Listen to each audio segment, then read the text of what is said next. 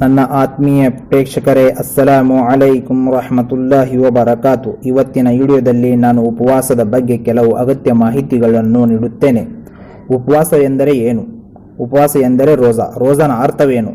ರೋಜಾನ ಅರ್ಥ ಸೂರ್ಯೋದಯದಿಂದ ಸೂರ್ಯ ಮುಳುಗುವವರೆಗೆ ತಿನ್ನುವುದು, ಕುಡಿಯುವುದು ಮತ್ತು ಸಂಭೋಗ ಮಾಡುವುದು ನಿಲ್ಲಿಸಬೇಕು. ಸಂಭೋಗವೆಂದರೆ ಗಂಡ ಮತ್ತು ಹೆಂಡತಿ ಕೊಡುವುದು ನಿಲ್ಲಿಸಬೇಕು.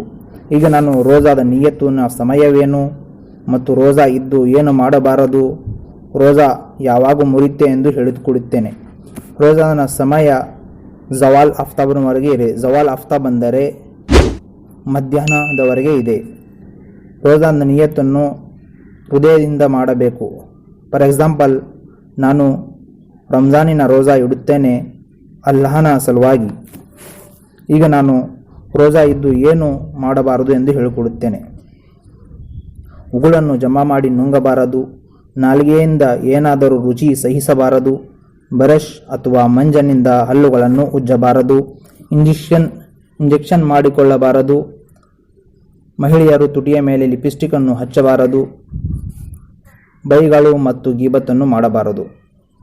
ರೋಜಾ ಯಾವಾಗ ಮುರಿಯುತ್ತದೆ? ಕೀ ಮಾಡುವಾಗ ನೀರು ಗಂಟಲದ ಕೆಳಗೆ ಹಿಡಿದರೆ, ಔಷಧಿಯನ್ನು ಕಿವಿಗೆ ಹಾಕಿದರೆ, ಹಲ್ಲುಗಳಿಂದ ಬಂದ ರಕ್ತವನ್ನು ನುಂಗಿದರೆ, ಜಿಮಾ ಮಾಡಿದರೆ, ಜಿಮಾ ಅಂದರೆ ಸಂಭೋಗ, ಹಲ್ಲುಗಳಿಂದ ತೆಗೆದು ಧಾನ್ಯವನ್ನು ನುಂಗಿದರೆ, ಸುಬೋ ಸಾದಿಕಿನ ಆದ ನಂತರ ಸಹರಿ ಮಾಡಿದರೆ, ಸುಬೋ ಸಾದಿಕ್ ಎಂದರೆ ಸಹರಿ ಮಾಡುವ ಸಮಯ ಮುಕ್ತಾಯ ಆದ ಮೇಲೆ ಸಹರಿ ಮಾಡಿದರೆ, ಸೂರ್ಯ ಮುಳುಗುವ ಮೊದಲು ಇಫ್ತಾರ್ ಮಾಡಿದರೆ ರೋಜಾವನ್ನು ಮುರಿಯುತ್ತದೆ.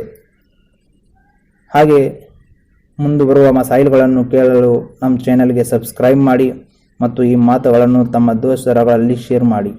ವಸ್ಸಲಾಮು ಅಲೈಕುಂ ರಹಮತುಲ್ಲಾಹಿ ವಬರಕಾತು.